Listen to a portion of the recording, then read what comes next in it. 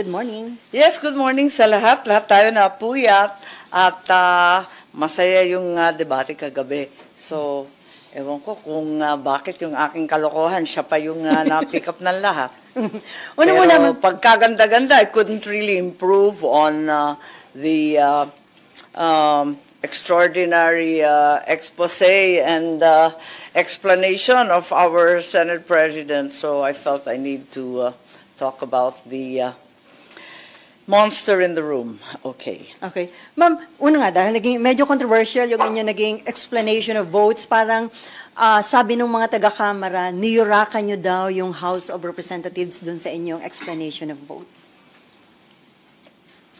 Deadmang turo ng nanay ko dyan eh. Siyempre, as expected, wala akong nirurakan. Sabi ko nga, suggestion lang naman to, huwag kayong magalit at wala namang pinipilit at sinasuggest ko lang. Total, panay flex ng ilan na impeach sino, impeach dyan. Nako, di ganyan, wag pakialaman ang mga pinili ng taong bayan, yung kaya na lang nila, kaya nasabi ko yun. So ma'am, yung sinabi niyong dambuhalang sanggol at bonjing, you are referring to whom? Pambira naman kayo, yung punchline, ipapaliwanag pa. Hindi na nakakatawa yun. And then may panawagan kay Ma'am, suggestion na palitan ang House Speaker sa halip na palitan si BP Sara na binoto ng marami nating kababayan. Ano ho yun? Dahil may nakuha kayong feedback na gusto ng palitan si Speaker? Matindi yung ugong eh, pero maraming nag-iintay ng bus-bus, di ba? Nung araw ng SONA, maraming nag-aabang, nababalitaan ko rin yung mga umaalma. Mahal ko ang Kongreso, mahal ko mga kongresista. Yan ang institusyon na pinagsilbihan ko ng pinakamatagal na panahon. Labis-labis nga ang ibinigay kong taon dyan, 12. Bago pa nag-1986, nandyan na ako. Tanda ko na eh. Kaya, ang pagkaalam ko, ang trabaho ng kada kongresista ay pagsilbihan ng kanyang distrito o sektor. Bakit ngayon naiiba yata? Sayang naman, marami namang mahusay na kongresista, talagang nakatutok sa kanilang distrito, tumutulong sa tao, abala sa flood control. Sana, yun na lang pagtuunan ng pansin. So, ma'am, marami kayo nakausap from the House of Representatives saying na gusto na nilang palitan ang House leadership? Maraming abangers, di ba? Sino ba nagsabi nun? Maraming nag-iintay. Pero hindi dumating. Ang bus-bus, yun ang problema. Bus-bus from the palace? Alam niyo, nagbibiruan nga kami dito sa Senado, 24 different republics sa Kongreso. Talaga namang kung minsan, ang sabi nga nung isang matandang kongresista sa akin, marami kami rito, lahat bumuboto. Pero ang tanging botong inaantay ay yung boto ng Malacanang. Siyempre. So walang naging basbas. So yung ba, inabangan noong opening ng session? Yun ang dinig ko, hindi ko alam. Okay. Anyway, ngayong naka-archive na ho yung articles of impeachment, sinasabi nga na already dead yung impeachment case against BP Sara at tama po daw bang sabihin na Senado ang pumatay sa articles of impeachment? Well, we archived it, that's for sure. Pero maliwanag naman sa sentimiento ng lahat kung ano yung utos ng Korte Suprema, masusunod. Kung may himala na mangyari at mag-reverse ang 13 justices, talaga naman susunod din kami doon. So it means kahit naka-archive, mabubuhay pa yun. Pero another motion daw yun, ma'am. Another botohan para buhayin?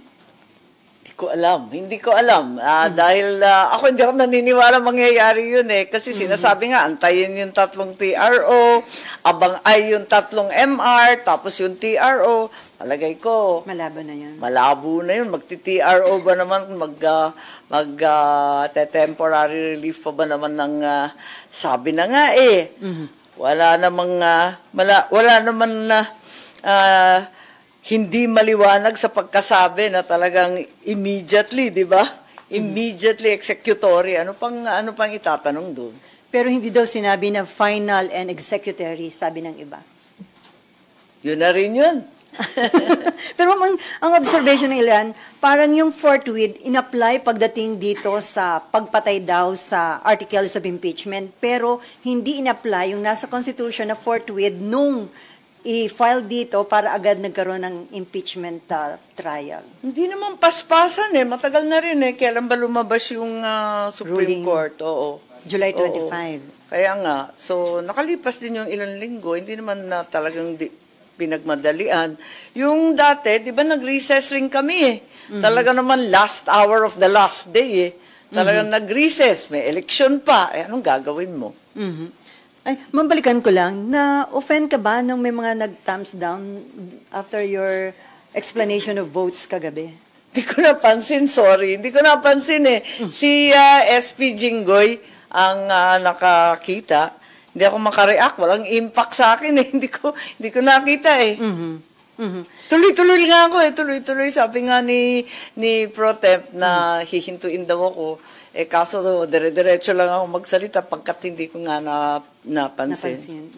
Pero baliwala sa inyo, ma'am, yan.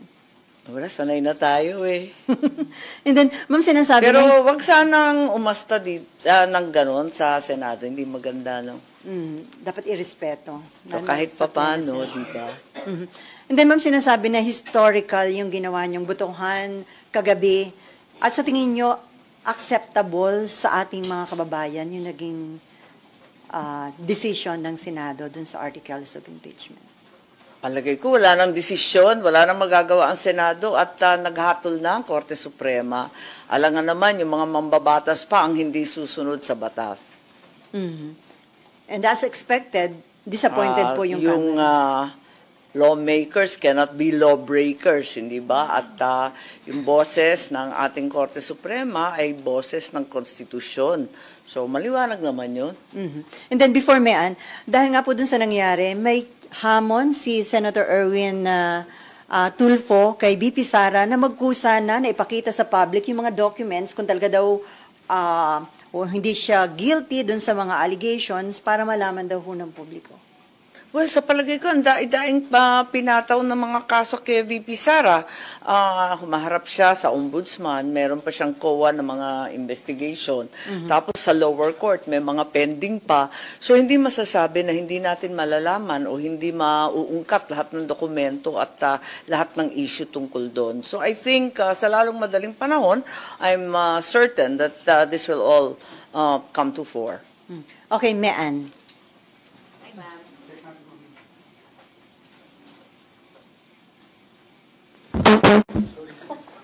Mic drop. Sige.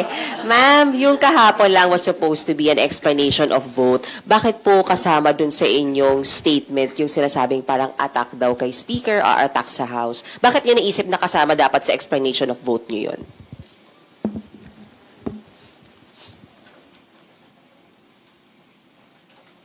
Kasi yun naman talaga ang ugat ng lahat na ito. Politika naman talaga at ambisyon ng isang dambuhalang sanggol. So, hindi lihis sa usapin ang sinabi ko. And you really felt the need na sabihin na yun kagabi sa plenary, ma'am? O bakit? Bawal bang sabihin ang katotohanan? Unparliamentary ba magsaad ng totoo? Ma'am, hindi daw ba body shaming yun? Wala naman akong minura. Wala naman akong pinangalanan. Ma'am, nagkausap na kayo ni VP after last night's vote.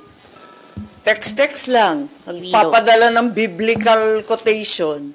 Sino po nagpadala? Si VP, mahilig yung magpadala ng Biblia Did she say thank you sa nangyari kagabi? What, maybe you know anything about the conversation po? Basta, salamat sa Panginoon. Yun lang. Last on me. Ma'am, sinasabi po ng ilang justices, sila Justice Ascuna po, better daw yung ginawa niyong archiving kasi pwede talaga daw buhayin yung impeachment case once mag-reverse yung SC kesa daw Tama. dinismiss niyo. Oo, sang-ayon po ako sa opinion ni Justice Ascuna na maaring buhayin. Hindi yung nakatenga na hinihiling ng minority na nakatable, maliwanag naman ang sinabi ni SP Cheese, na yung archive, kahit sinasabi nung iba na ni minsan hindi pa nangyayari na binuhay muli, pwede, theoretically, pwedeng buhayin yan. At pwede rin naman magkaroon ng bagong resolusyon kapag may bagong hatol ang ating Korte Suprema. Hindi na mga pinagbabawal.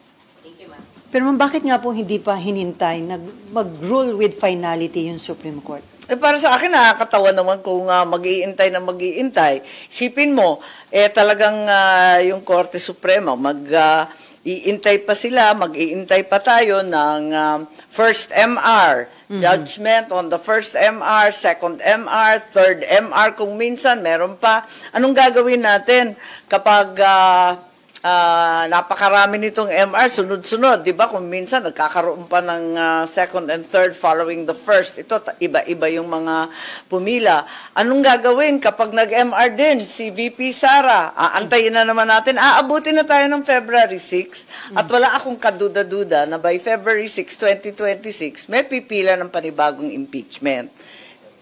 So, hintayin na lang yun. Aabutin na niyan dahil kulang sa 6 na buwan, di ba? Andyan na. Okay, Dexter. And then Amor? Si Sandra.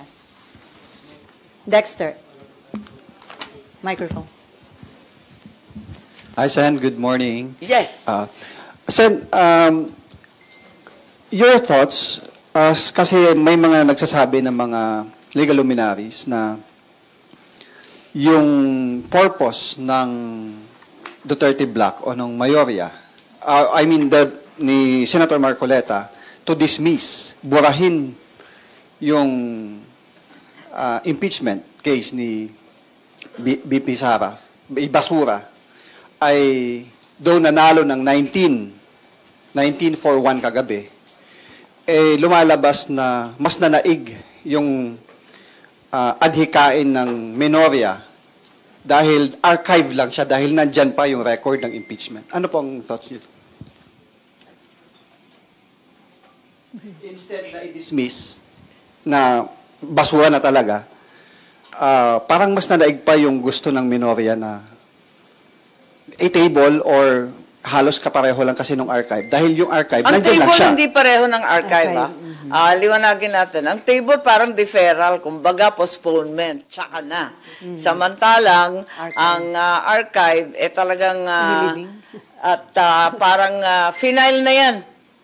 Kumbaga, dead files na siya. Unless may mangyari ulit, di buhayin. So, iba pa rin. Parang dismiss na rin, kaya lang may pagkakataon kung magbago yung Korte Suprema, which is highly unlikely to my mind, that it will be revived, if not by pulling out from the archives, but rather from a new resolution or a new effort and initiative on the part of the senators. So it's very unlikely that a unanimous Supreme Court decision will be overturned on motion for reconsideration. In the very unlikely case that it will be overturned, what's the guarantee na hindi rin mag-MR nga si VP Sara? Aantayin ba natin yan hanggang kingdom come? Kung ma-affirm yung decision, what's the guarantee na walang second MR? Meron pang nangyayari, nagkakaroon pa ng third MR. By the time all of these MRs are resolved, siguradong lampas na ng February 6. Meron pang pending na TRO, pero sa akin wala nang wait yun. Pagkat alam naman natin, immediately executory, bakit magbibigay pa ng TRO ang Supreme Court? Yun na nga daw po, it defeats the purpose of dismissing the case and pagsunod I don't think so. doon sa sinabi na immediately executory dahil ab initio from the start walang impeachment pero nagkasundo ang Senado na nandyan lang yung impeachment, naka-archive lang. Hindi, mabuti nga yun. The whole process of legislation is one of compromise, of give and take. Hence, I think the correction from a dismissal outright to an archiving is correct. Yung sinong manalo matalo, di ko maintindihan, pasensya, kasi hindi naman ganun . Last on my part. Kapag nagkaroon na po ba ng finality yung MR sa SC, may mga move pa ba na kailangan gawin para tuluyang ma-dismiss na or mawala na sa record ng Senado yung impeachment dahil naka-archive lang siya. Kahit na mag-final yung SC. No further action is needed.